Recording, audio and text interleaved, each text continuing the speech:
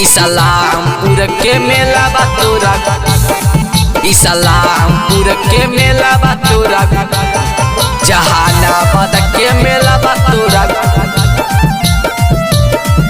सम्राट recording studio Khudaganj घुमाई देबोगे, घरबा से घूले अइहे जानू अकेला बा, चाट चौमीन तोरा खियाइबौ छोला बा। घरबा से घूले अइहे जानू अकेला बा, चाट चौमीन तोरा खियाइबौ छोला बा।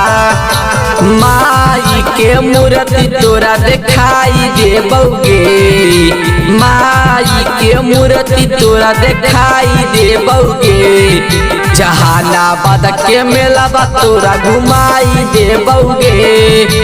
माई के मूर्ति तोरा दिखाई देबोगे, इस्लामपुर के मेला बा तोरा घुमाई देबोगे। इस्लामपुर के मेला बा तोरा, इस्लामपुर के मेला बा तोरा, जहानाबाद के मेला बा तोरा घुमाई देबोगे।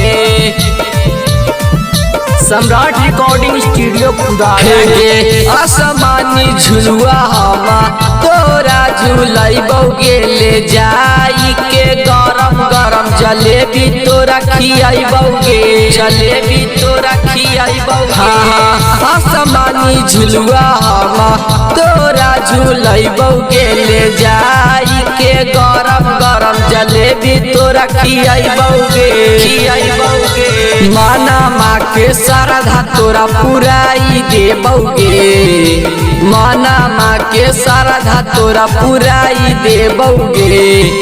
एक कंगर सराय के मेला बा तोरा घुमाई देबोगे, सातो बहिनिया के देखाई देबोगे। हिलासा के मेला तोरा घुमाई देबोगे। इस्लामपुर के मेला बा तोरा, इस्लामपुर के मेला बा तोरा, जहानाबाद के मेला बा तोरा घुमाई देबोगे।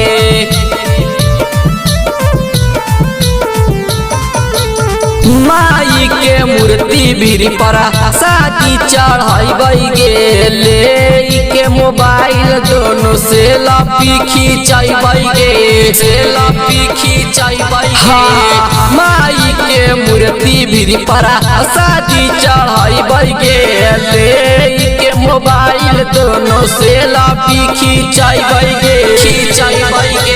और राजूना चुलबुल से तोरा मिलाई देबोगे, नाकुल सम्राट से तोरा मिलाई देबोगे।